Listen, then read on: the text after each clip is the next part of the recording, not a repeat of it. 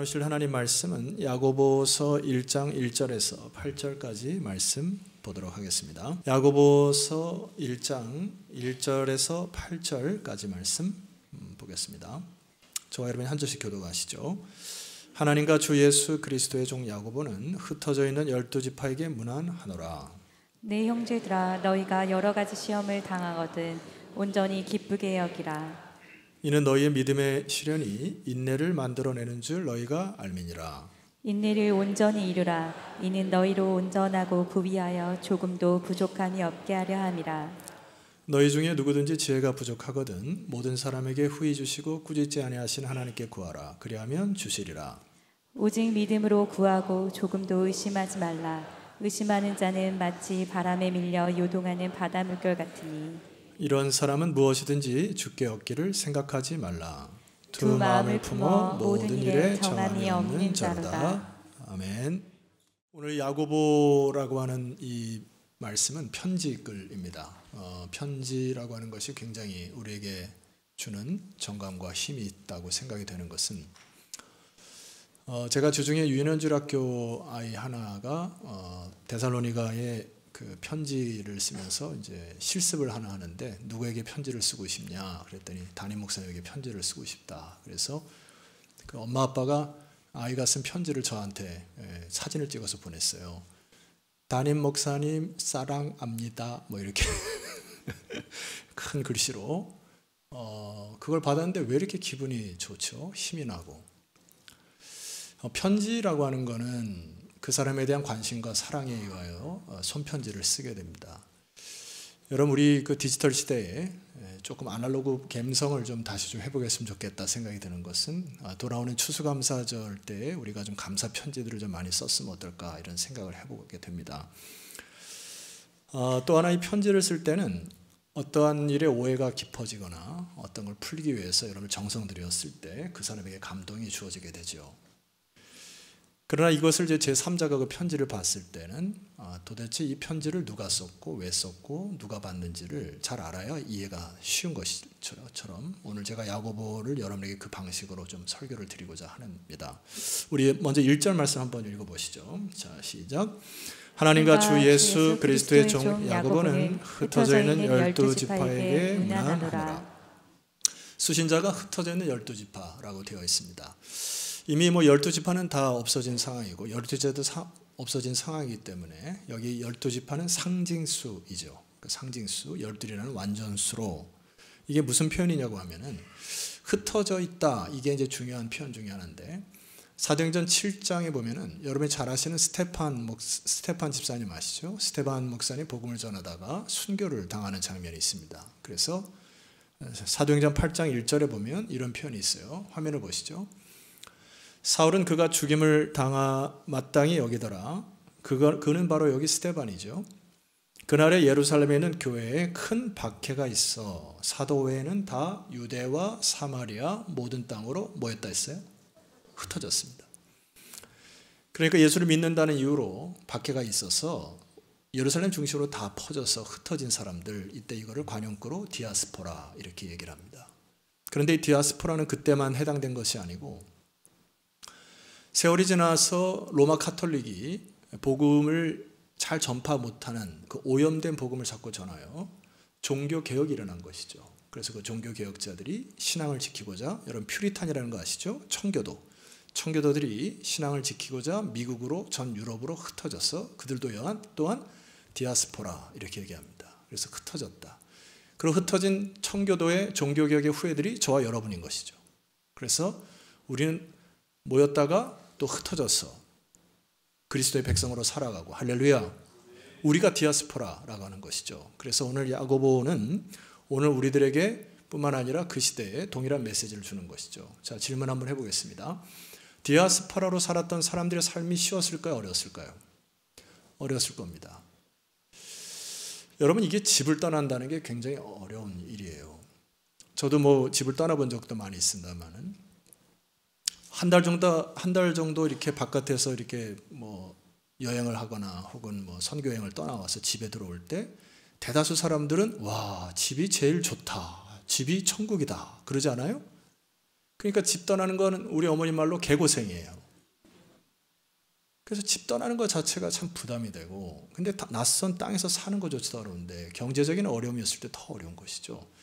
실제로 역사가의 증언에 의하면 글라우디오 황제 때, 로마 황제 때가 다스릴 때 굉장히 기근이 들었습니다. 그래서 그 기근이 들었을 때 교회들도 힘들었어요. 그러니까 사도 바울이 예루살렘 교회 가서 구제원금을 받아다가 어려운 교회들을 나눴던 사건들이 사도행전에 기록되어 있습니다. 이게 경제적인 어려움뿐만 아니라 문화적, 종교적, 정치적으로 굉장히 어려웠을 거예요. 그래서 신앙이 흔들린 사람도 있었을 것이고 배교자도 막 생기니까 야고보가 급하게 손을 들어 편지를 쓴 것이 야고보 서신입니다. 야고보는, 자 이제 수신자는 여러분 알겠고, 야고보라고 하는 발신자에도 좀 생각하면 되는데, 야고보는 그때 당시 굉장히 흔한 이름이었어요. 우리나라 흔한 이름은 제가 어렸을 때만 해도 철수와 영희. 그래서 요즘에는 철수와 영희를 잘 이름 안 짓죠. 이 야고보는 이제 히브리식 이름은 야곱이라고 하는 거고, 이걸 히브리를 음역을 해서 헬라어식으로 얘기하는 것이 야고보인 것입니다. 그래서 성경에서도 가만히 찾아보면 야고보가 한 5명 정도, 여러 명 정도가 나와요. 그중에 여러분 예수님의 제자도 2명이나 야고보가 있습니다. 좋은 윤회연주학교 오신 분들은 그 제자들의 이름을 노래로 외웠죠. 베드로, 안드레, 야고보, 요한, 빌립. 반응이 없어서 여기까지 하고, 여기 보면 여기 야고보, 요한 할 때 야고보가 바로 세베대의 아들 야고보, 요한입니다. 일전에 제가 말씀드렸던 것처럼 베드로, 야고보, 요한을 따로 데리시고 교육하셨던 그 야고보, 이게 세베대고, 두 번째 야고보가 알페오의 아들 야고보가 예수님의 제자로 되어 있습니다. 오늘 이 야고보서의 저자는 예수님의 제자 야고보가 아니고 예수님의 동생 야고보인 것입니다. 그래서 자신을 하나님과 주 예수 그리스도의 종 야고보라고 소개를 하고 있어요. 그렇다면 야고보를 성경에서 좀 추적을 해보면 좋겠습니다. 화면을 보시죠. 요한복음 7장 1절 말씀 보시면, 그 후에 예수께서 갈릴리에서 다니시고 유대에서 다니려 하시면 유대인들이 죽이려 함이니라. 2절, 유대인의 명절인 초막절이 가까웠습니다. 3절을 함께 읽어볼까요? 자, 3절 시작. 그 형제들이 예수께 이르되 당신이 행하는 일을 제자들도 보게 여기를 떠나 유대로 가소서. 이거 하나 딱딱 같이 못 읽어요? 자, 여기 보면 그 형제들이, 이 형제들이 바로 예수님의 동생들을 가르칩니다. 그래서 마태복음에 보면은 마태복음 13장 54절 집에 가서 한번 찾아보시면은 거기 예수님의 동생이 나와요. 첫 번째가 야고보, 두 번째 요셉, 세 번째가 시몬, 마지막이 유다입니다. 요한계시록 앞에 유다서가 있죠. 그 유다서가 바로 예수님의 동생 유다가 쓴 서신인 것입니다. 그러니까 이 야고보가 형제들이 예수께 당신이 행한 일을 3절을 다시 보여주시면, 당신이 행하는 일을 제자들도 보게 여기를 떠나 유대로 가소서, 이렇게 이제 권면을 하거든요. 자, 질문이에요. 이게 예수님을 정식으로 인정해서 하는 겁니까? 아니면 약간 빈정된 저처럼 느껴집니까? 제 표정이 약간 두 번째가 더 가깝죠. 4절 이하에 보면 이들이 이제 뭐라고 예수님에게 얘기하냐면은, 스스로 나타나기를 구하면서 묻혀서 일하는 사람이 없나니 이 일을 행하려 하거든 자신을 세상에 나타내소서. 5절입니다. 이는 그 형제들이 다 같이 예수를 믿지 아니했으므로. 형이요, 형님, 당신 자꾸 하나님의 아들이라고 그러는데 저 예루살렘에 가서 좀 증명해 보세요, 이런 거거든요. 내가 도대체 당신이 믿겨지지가 않습니다.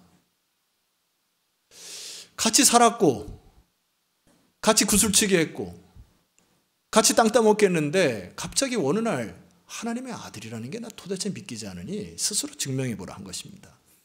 그런데 이 예수님 동생 야고보가 언제 변하는 줄 아십니까? 부활하신 주님을 만났을 때 변해요. 고린도전서 15장 3절 제가 읽습니다.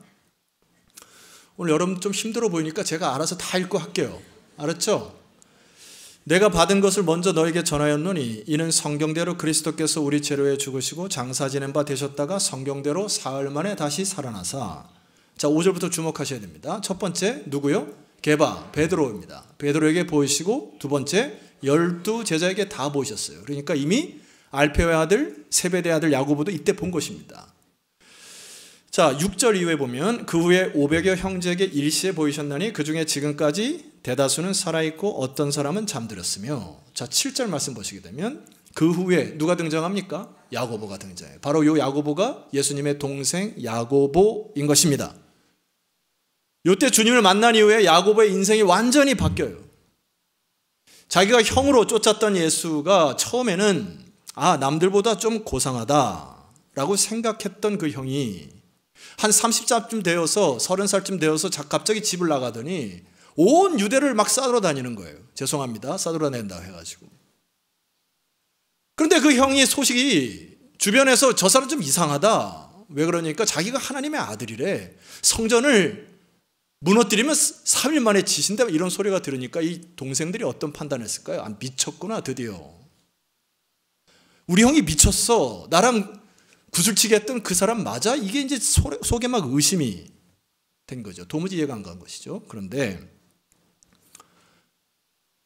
하나님의 사람의 아들로 오신 예수 그리스도가 동정녀 마리아에 태어나셔서 영광스러운 부활을 앞두고 그 죽음을 감내하시고 부활의 몸으로 나타나 자기에게 증명해 보이니까 야고보가 정말 저분이 하나님의 아들이시구나.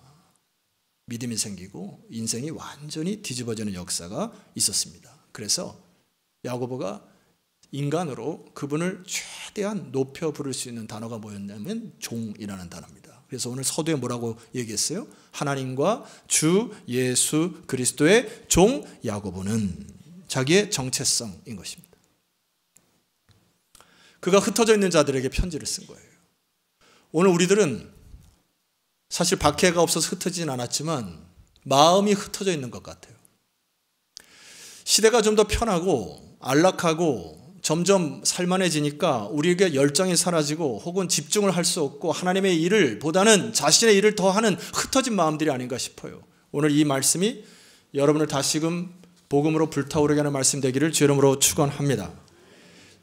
이 편지글은 2절 말씀에 모든 엑기스가 다 담겼다고 저는 확신해요. 여러분 한번 2절 한번 읽어보시죠. 자, 2절입니다. 시작. 네, 형제들아, 너희가 여러 가지 시험을 당하거든 온전히 기쁘게 여기라.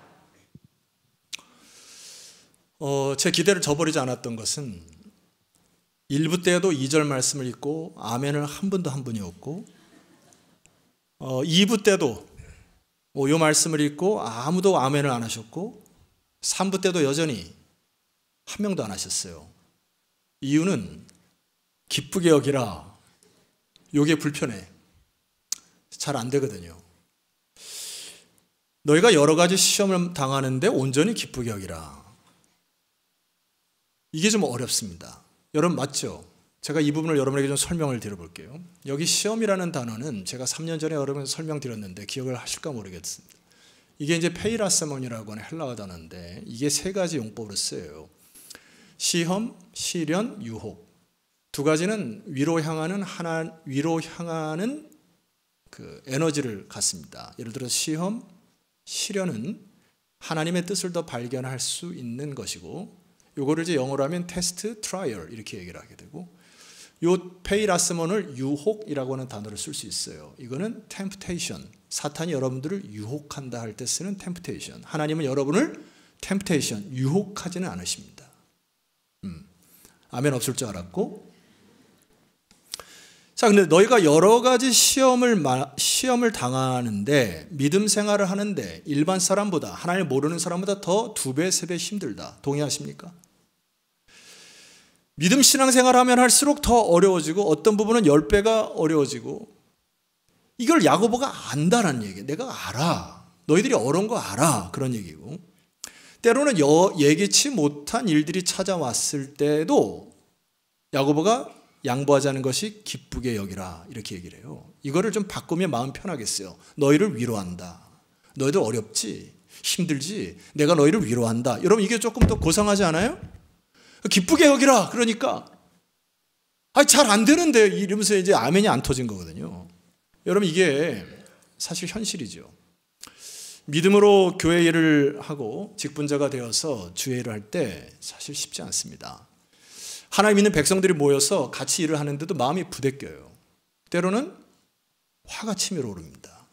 막 억울하고 화딱지나고 분노가 나서 아니 나를 이런 대접해? 그런 적 있죠? 그냥 마음 같아서는 확 다 뒤집어 버리고 뭐 그런 적 있죠? 여러분 말 조심해야 되는데 뒤집어 엎을 때는 뭐 할 때 쓰면 됩니까? 호떡 뒤집을 때.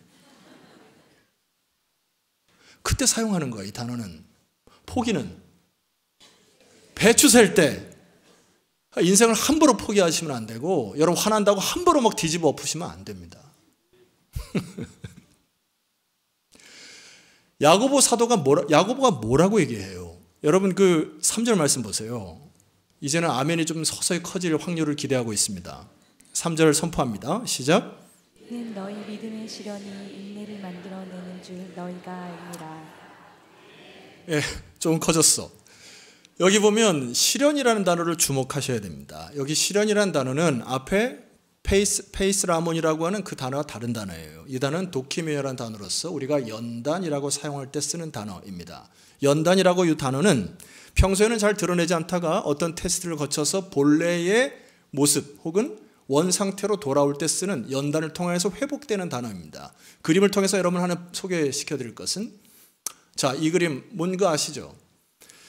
제가 어렸을 때 가평에서 살았는데 제 왼쪽 좀 끝으로 가면은 두부 공장이 있었고요. 오른쪽으로 가면 철광소가 있었습니다. 철광소는 저 대장장이들이 이렇게 하는 그 재련소가 있었어요. 저 재련소 할 땐 두 가지가 필요합니다. 첫 번째는 담금질이 필요한 것이죠. 담금질 아시죠? 뜨거운 철을 차가운 물에다가 해서 여러 번 하고 그 다음에 이 철을 갖다가 벼름질이라고 해요. 그것을 두들겨서 비로소 철을 강하고 원하는 모습대로 만들어가는 과정을 담금질과 벼름질로 하는 것, 이것을 시련이라고 하는 것입니다. 그런 과정을 거쳐야 어떤 열매를 거둔다라고 하는 것입니다. 근데 야고보가 오늘 시련의 앞에 뭐 단어를 썼는지 한번 보세요. 성경에. 무슨 시련이라 했습니까? 다시 한번 무슨 시련이라고요? 믿음의 시련이라 했습니다. 시련이 찾아왔는데 어렵고 힘든데 어느 순간 딱 깨보니까 내가 하나님의 자녀이기 때문에 이런 시련이 다가오는구나. 교회를 열심히 안 하면 그냥 팅팅 놀고 사는데 교회를 열심히 하다 보니까 이게 좀 부대낌이 있구나. 세상을 살아가면서도 세상 속에서도 대충 살면 되는데 양심을 지키니까 때로는 어려움을 당하는구나. 그러면서 뭐가 깨는 거예요? 내가 믿음이 있었구나. 내가 하나님의 자녀로구나. 내가 하나님의 백성이로구나. 이게 깨달아지기 시작한다는 거예요. 그러니까 감사가 넘치기 시작하는 거예요. 내가 하나님의 백성으로 당하는 시련이로구나. 여러분 감사하지 않습니까? 그래서 야고보가 2절 초반절에 뭐라고 얘기냐면은 내 형제들아 너희가 이렇게 소개를 해요.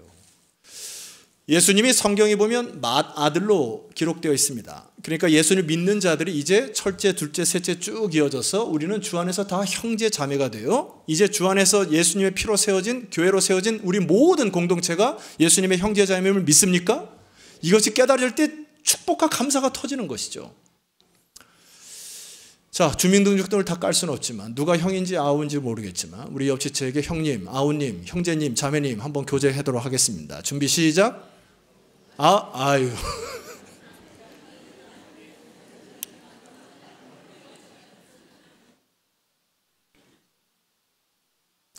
우린 주 안에서 형제임을 믿습니까?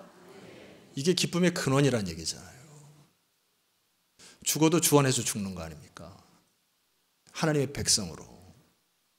그래서 이 믿음의 시련이 야고보 얘기가 뭐냐면 인내를 만들어낸다라고 하는 것입니다. 그러니까 여러분 삶에 담금질과 벼름질의 어려움이 있을 때 인내의 열매를 맺어야 되는구나 이렇게 생각하시면 됩니다. 그래서 4절 말씀 보면 야고보가 이렇게 얘기를 합니다. 기대합니다. 아멘 소리가 좀 더 커지기를. 4절 선포합니다. 시작. 인내를 온전히 이루라. 이는 너희로 온전하고 구비하여 조금도 부족함이 없게 하려 함이니라. 인내를 온전히 이루어야 한다. 이유는 너희가 온전하고 구비하여 조금도 부족함이 없는 사람으로 성숙되기 위함이다.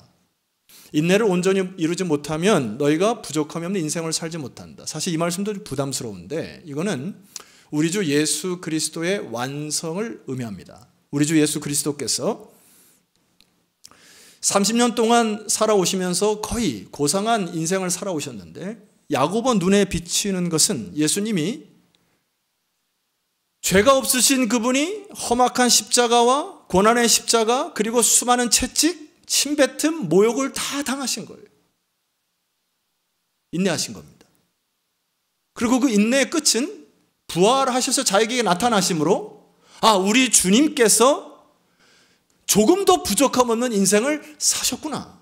그러면 그의 후예들인 우리들이 형제들아 이제는 너희가 예수님을 본받아 이 땅에 인내를 이루어 너희들이 조금 더 부족함이 없게 살아가려 하는 것, 그것이 메시지입니다. 여기에 온전하여 부족함 없다, 온전하여 구비한다 라고 하는 단어는 전쟁을 앞둔 군사들이 전쟁을 대비하여서 구원의 헬멧을 쓰고 총을 들고 막 제식 훈련하는 모습을 나타내는 것입니다. 이 부분을 제가 좀 설명드려야 되는데 제 아들이 지금 군대에 있잖아요. 처음에 그 신병 교육 입대를 해서 처음에 가서 군복을 갈아입고 봤는데 마음속에 제 아들뿐만 아니라 그 신병 애들을 딱 보면서 쟤네 나라를 구하겠나 마음이 의심이 오는 거야. 근데 이제 훈련소에 이제 또 부모님을 초청하거든요. 그래서 훈련사를 이제 딱 가보니까 야! 이러면서 이제 막 뛰어나오는데 제법 이제는 좀 나라를 지키겠구만 이렇게 했는데 최근에 아들이 이제 휴가를 받아서 옵니다. 야 이제는 좀 지키겠어. 몸도 튼튼해지고 뭔가 정신도 막 똑바로지고 이게 훈련의 결과거든요.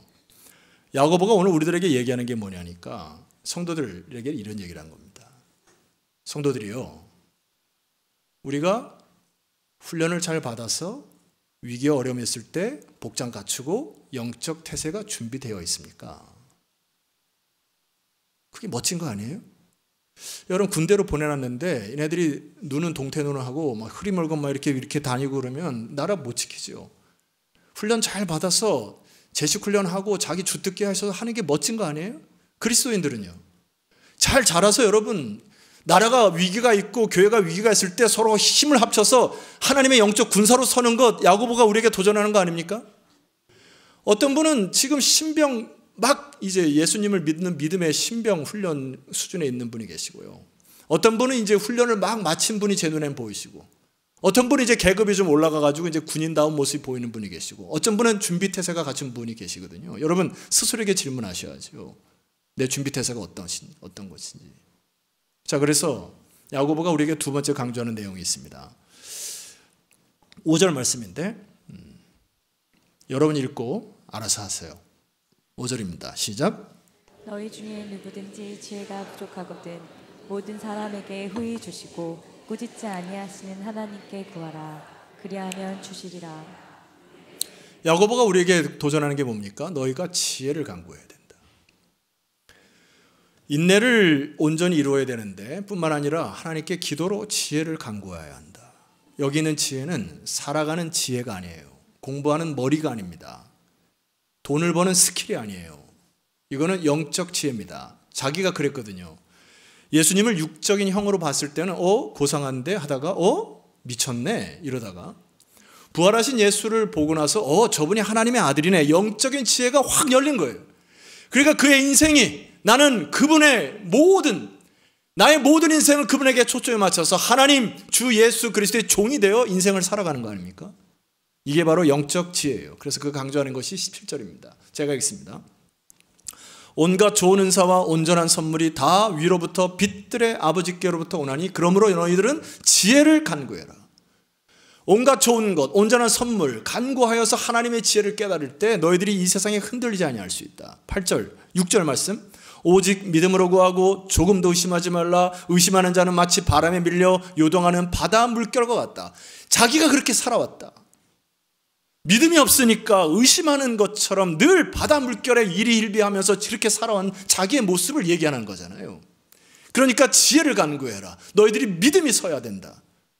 이런 사람은 7절 무엇이든지 죽게 얻기를 생각하지 말라. 두 마음을 품어 모든 일에 정함이 없는 자로다. 공동번역 의심을 품은 사람은 마음이 헷갈려 행동이 불안정하게 된다. 믿음이 없으니까 늘 불안정합니다. 흔들려요. 그런 사람 쓰기 어렵습니다. 기업이든 교회든 늘 마음이 오락가락하고. 그래서 야고보가 뭐라고 하는 겁니까? 지혜를 간구해라. 믿음이 생긴다. 오히려 이 야고보를 읽어보면 믿음의 책인 것 같아요. 조금도 의심하지 말고 간구하여 흔들리지 말아라 이 얘기잖아요. 우리 시대에 마지막으로 제가 여러분에게 좀 드릴 부분이 있습니다. 2024년에 메리엄 웹스터라고 하는 사전이, 그러니까 해마다 영미권에서는 그의 이제 단어를 이제 택하는데, 올해 단어가 2024년에 진실된이라는 단어의 의미의 authentic이라는 단어를 선정을 했어요. 이게 무슨 말이죠? 2024년에 좀 진실했으면 좋겠다. 가짜가 너무 판을 친다. 역설적으로 진실에 대한 열망이 커진다. 그러면서 한 글을 보니까 우리는 포스트 트루스 시대를 살고 있다 이렇게 얘기를 하는데, 이걸 우리 번역하면 우리는 탈진실 시대를 산다. 무슨 얘기입니까? 개인적인 신념이나 개인적인 감정이 여론 형성에 더 큰 영향을 미친다. 사실보다도 개인의 신념과 감정이, 내 감정이 감정에 받으면 찍는다, 이제 이런 얘기거든요. 팩트에 상관없이. 그림 하나를 보여주시면 좋겠습니다. 대표적인 사례가 2016년에 영국의 브렉시트라고 하는 거, 브리튼 엑시트, 이거를 합쳐서 브렉시트라고 하거든요. 그러니까 EU에 가입할지 말지를 본인들이 판단해서 투표를 했는데, 이때 당시에 연설했던 사람이 누구냐니까 보리스 존슨이라고 하는 런던 시장이 연설을 했어요. 이들이 우리가 EU에 가입하면 이러한 일들이 벌어진다라고 하는 가짜 뉴스에 현혹돼 가지고 찬성표를 던집니다. 그래서 지금도 그것을 많이 후회해요, 영국 사람들이. 2016년에 그래서 유럽에서 탈퇴해서 독자 노선을 걷습니다. 2016년을 탈진실 시대의 시작점으로 봐요, 모든 사회학자들이. 작년이 아니고 몇 년 전에 미 대통령 선거의 특정 후보의 말이 70%가 거짓말이었다고 통계가 나옵니다. 근데 당선이 되는 거예요. 여러분, 뭐가 좀 충격이지 않습니까? 사실보다도 자신의 개인적인 신념과 감정이 앞서는 세대. 그렇다면 여러분의 감정이나 여러분의 관심사만 조금 흔들면 다 따라오는 시대.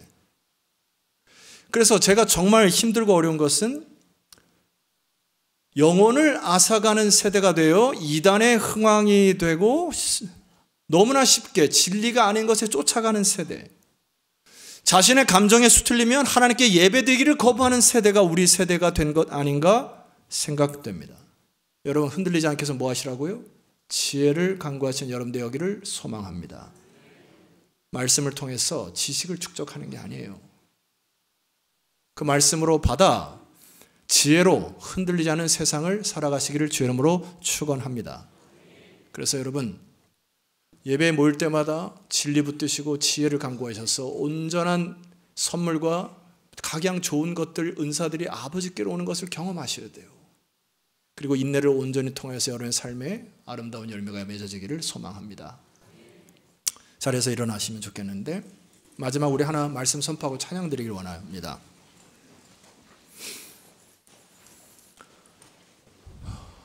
야고보서 1장 12절 화면을 보시고 선포하시죠. 시작. 시험을 참는 자는 복이 있나니 이는 시련을 견디어낸 자가 주께서 자기를 사랑하는 자들에게 약속하신 생명의 면류관을 얻을 것이기 때문이다. 아멘. 여기 견디다라고 하는 단어는 재련소에서 주로 썼던 그 시대의 문화적 용어입니다. 원석, 불순물이 꽉 섞인 것들을 가져다가 불가마에 집어넣고 불순물을 제거하여 순금을 끄집어내거나 정결한 철을, 깨끗한 철을 해서 올바로 사용할 수 있는 그것을 바로 여기 견디다라고 하는 것이죠. 서두에 동영상을 여러분에게 말씀드렸듯이 휘포모네라고 하는 단어는 단순히 막 수동적으로 참는 게 아닙니다. 주께서 주실 열매를 바라보며. 할렐루야. 생명의 멸로관을 여러분에게 약속하셨으므로 우리는 적극적으로 참아내는, 살아내는 여러분 되기를 소망합니다. 여러분 순도가 높은 신앙인이 되시기를 주의 이름으로 축원합니다. 하나님 부르실 때 영적 채비가 갖추어져 이 땅에 사는 동안 하나님이 원하시는 그곳에 파송되는 여러분 되기를 축원합니다. 이 시간 아버지요, 나에게 오는 수많은 불시험과 여러 가지 어려움들을 견뎌내게 하시고 인내로 주님께서 밟으신 그곳을 따라 승리하는 나의 인생 되게 해달라고 우리 합심하여 기도하며 나가도록 하겠습니다. 기도하겠습니다.